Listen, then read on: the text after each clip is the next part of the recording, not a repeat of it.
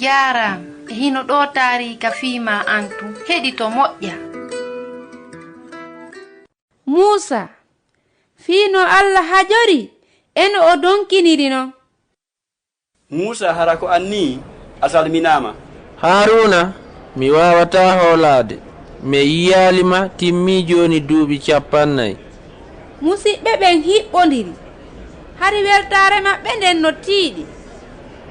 Allah no joganiɓe golle. Musa no hani ardade Israilayankeɓe ɓen itta ɓe e ngayngugum Misira.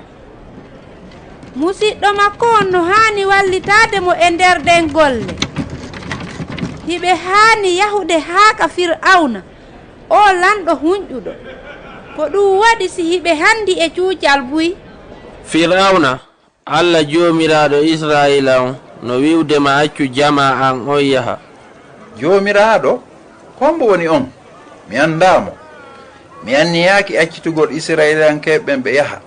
Yalte ɗo. Fir'awna heɓulaki heɗagol Allah. Onon ɓe bulawuɓe yiltite ka golle. On hendota ko hankadi kuɗi fi piyugol tuufe ɗen. ɗaɓɓane hoore mon kono on piyay kadi yeru tuufe ko wowɗon piwde kon aranum. Faamotako joni ɓurti sattude.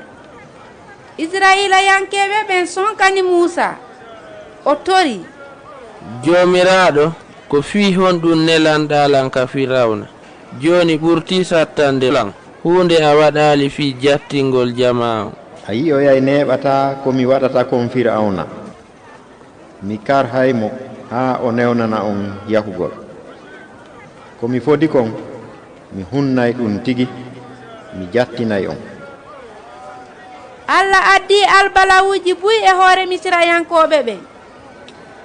De wotere kadi o wayli ndiyam niilu wongol ɗum wonti ƴiiƴam kono Firawna gonɗinali ha joni. Boubacar on say totiji ɗin hebbini leydi din fof ɗi hewti hay ka danki Firawna.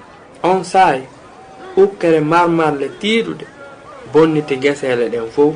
On say niwre waɗi e nder balɗe 3 kono ɗin kawakeji fof fellintina naali Firawna himo yoori hoore ko feƴƴiti keerol. Hino laba non tawandema ɗin albalawuji hewtali Israilayankeɓe ɓen ko ɓuri e fandude. Ko on tuma non Allah feññini albalaw ɓurɗo tiiɗude on. Mi addoyay albalaw goo e hoore Firawna e leydi Misira ndin o wonta e hettiɓe. Musa yahi ka Firawna sakkitorum ɗum. E on jemma Allah rewa e leydi Misira ndin kala dikkuru e nder leydi Misira ndin maayay. Hay ɓiɗɗo ma on say a anday wonde Israila no mari Allah wurɗo on. Hara Firawna anditoyay ɗum ka sakkitorum. O yiyoyay ɗum ka tarika hikkotoɗo. Ko Husainatu wonno e yewtudem. Mi weltanike ma fii ko heɗitiɗa kon hiɗen e saayi.